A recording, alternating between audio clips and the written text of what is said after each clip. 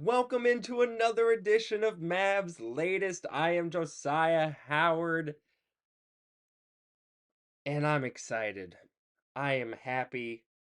Cooper Flag is a Maverick. I'm gonna say it over and over again. I'm so excited. Yeah, Mavericks got lucky. We all know it. It's fine though. You know, fortune favors the bold. We'll get to that a little bit later.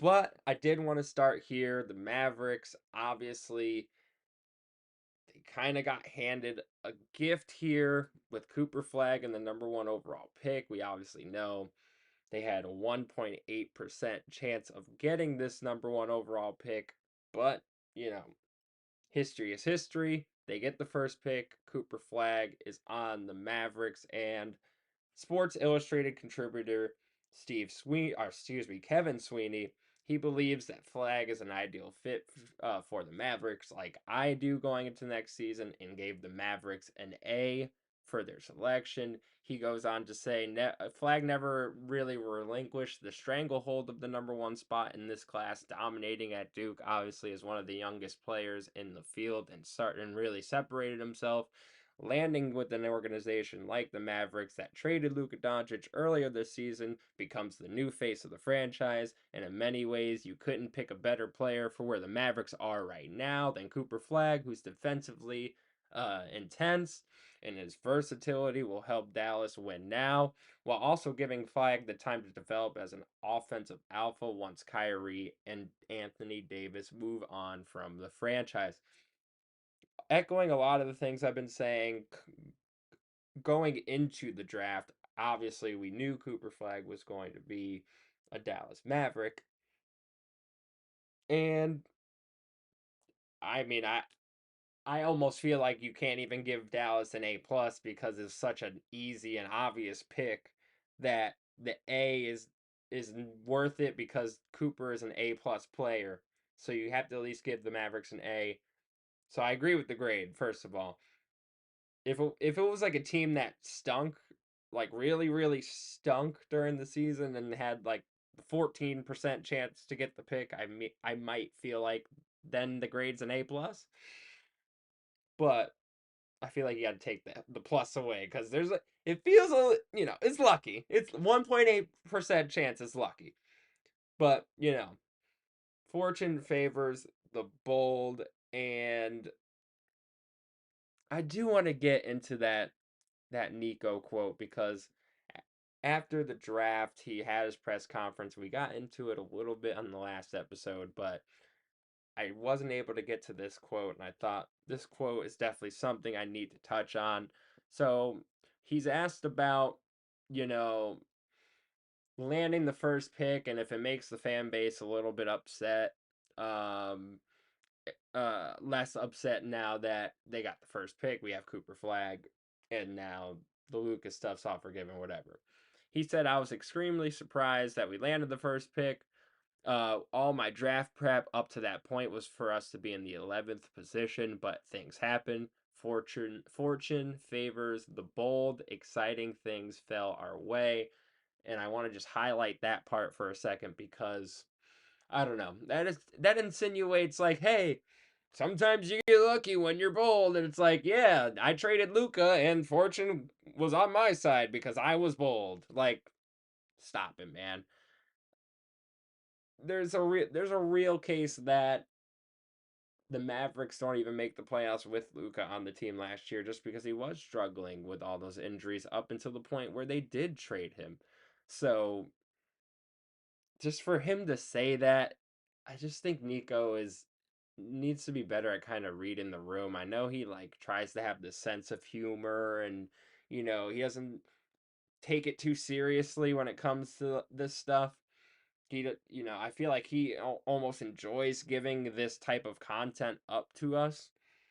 Um Sometimes it's like I get it, but sometimes it's like, dude, like read the room. We got to just read the room in terms of not just the fan base, but just the people covering and people telling the stories and wanting to get the accurate information out there. And it just comes off a little condescending of like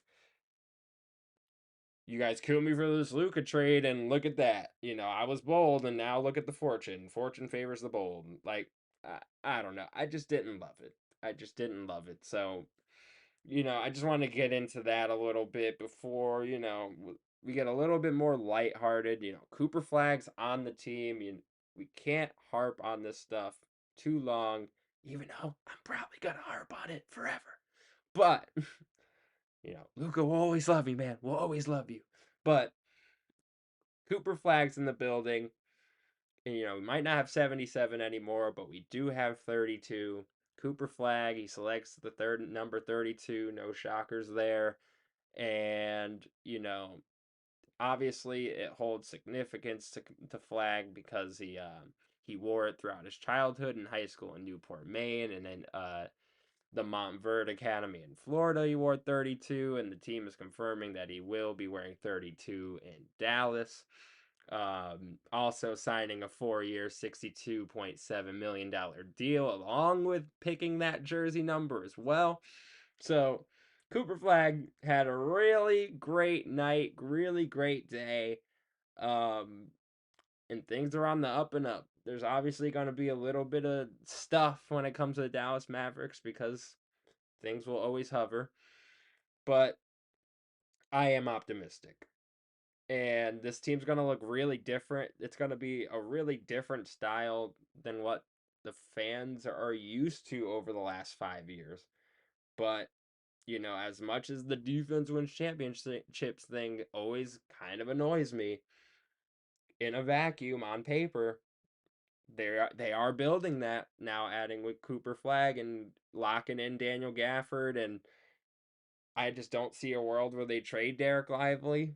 So yeah, it seems like they're really starting to lock in on, as much as I kind of meme it, the defense wins championships thing, I can at least see the transition happening. And, again, Cooper might have been, not might have been, was a lucky part of this, a lucky domino in all of this. But he's here, hopefully here to stay for a very long time. Fingers crossed, obviously. But again, so happy Cooper's here, man. I can't wait to talk about him all season long. Um, a lot of people welcoming in Cooper Flag into Dallas, including Hall of Famer Dirk Nowitzki, obviously Dallas Mavericks royalty. Um, since the Luka trade, he's been a little arm's length with the franchise for obvious reasons. And, he at least went out of his way on social media to send a message to the new Dallas Maverick forward Cooper Flag, and he says, Dallas is a special place with the best fans in the NBA, and we can't wait to see your career here in Dallas. Let's go. And it's nice to see Dirk taking the steps to try to move on to the next phase of what this franchise is, because fans have to do it too, and I have to do it too. Luca is not walking through that door. He's gone. He's in LA. AD, Kyrie, Cooper Flag, Klay Thompson. That's the core right now. That's the 2 to 3 year window of the core. And then you have Cooper Flag, but then you got to build around that in 2 to 3 years. But you at least know that's where you gotta be. That's where your foundation's at. And I think with this message, I know it's obviously Dirk being the great guy that he seems to be, and obviously welcoming in this potential franchise player to a franchise that he put on the map. So nice to see him welcoming in Cooper Flag. Hopefully that relationship gets paired with Dallas pretty soon, but also Kyrie Irving sent a message to the number one pick, and him also being a former number one pick, he goes on to say everybody wants to be number one pick until the pressure sets in. I've been there. You talk about being able to handle pressure, the expectations, the rise, the fall, the comeback to the top to be number one, to live up to that pressure, to become the pressure, the moment, the poise, the accolades, the unseen work from Gatorade, Naismith, AP, Irving, Wooden ACC Player of the Year, Freshman of the Year, but they'll never be satisfied until you do it again and again and again. You see what you've done what to get you here, but but that's not what keeps you here. Now it's your turn. Silence the noise. Excuse me on the end there, but pretty poetic from Kyrie Irving. That's not shocking. That's just kind of how he talks. But that was a nice message from Kyrie Irving, and I think he had a very valid point of it's never gonna be enough, right? Like you can get to the pinnacle, the top of your industry, whatever you're in, and it'll never be enough. So don't get stuck in that narrative. Just do you. You know what work you put in, like Kyrie Irving said, and just go try to be the best you can be. Don't put too much pressure on yourself, because others are gonna do that for you. So like, don't derail yourself for others. That's what I would say to Cooper. Obviously, I ain't Kyrie Irving, but that's what I would say to Cooper Flag. Just do you, man. You're amazing. Do you. Don't let anyone else derail what you got going on. But another former first overall pick, Anthony Davis, had a message for the number one pick as well. He said from a number one pick to another overall number one pick, congratulations. Big accomplishment. Welcome to Dallas. Excited to have you. Enjoy tonight and have fun with the fam. I still remember that time you hit the three over me in Vegas last summer, so I got to get you back for that. But the most importantly, congratulations. Welcome to the team. We're going to get you to work soon, but enjoy the night with your fam. Stay safe, and we'll see you in Dallas soon, champ. I love the acknowledgement from Anthony Davis of like, oh yeah, like oh I got receipts this from the Olympics. I'm gonna get you back. I like the playful competitiveness. I love the like congratulations. I want to let you know I'm gonna put you to work soon. I'm gonna get you back for the Olympics, and like we gonna get this work in soon. But congratulations, be safe.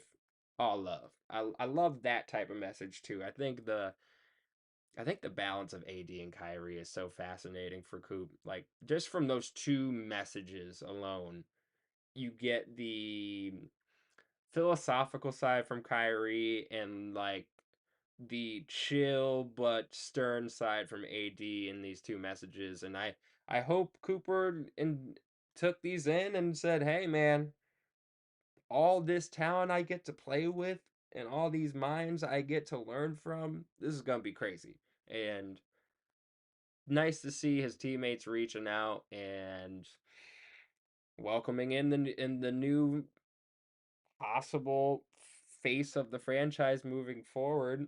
Um, but hopefully AD wants to hold on to that mantle for a little while. So I hope Cooper also adds that competition for AD, which kind of gets me to this last point in Mavs chatter today. So Sam Alred of Smoking Cuban, they do great content on Fansided, the Smoking Cuban. Um, he suggested that an over reliance on Cooper Flag would possibly doom his development and doom the Mavs. And first of all, I would like to say, on the surface, that statement is absolutely true. Don't get me wrong.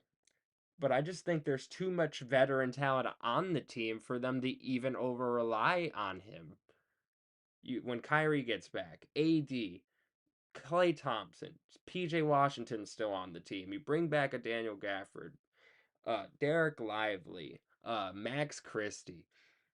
There's so many guys that take shots on this team. I don't even think you'll need to over rely on him. I don't think that's. I think the Mavericks are built for how he played at Duke.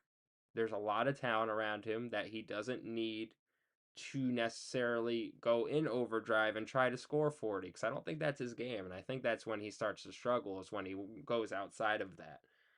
And I think this is the perfect team to keep him within his game. So, again, I do agree an over reliance on Cooper Flag is not the answer.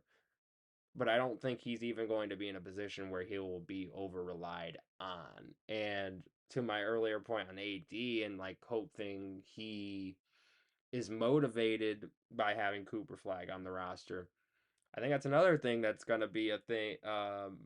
Gonna be a point of AD is going to try to take over and be the number one option that he should be on this team anyway, and he should be motivated by having Cooper Flag to still play that role. So we'll see, especially how Jason Kidd coaches it out. But I don't think we're gonna have to worry about Cooper Flag being over relied on, especially in year one. But this has been Mavs Latest. I'm Josyah Howard. Please subscribe, leave comments down below, and let's get it, y'all.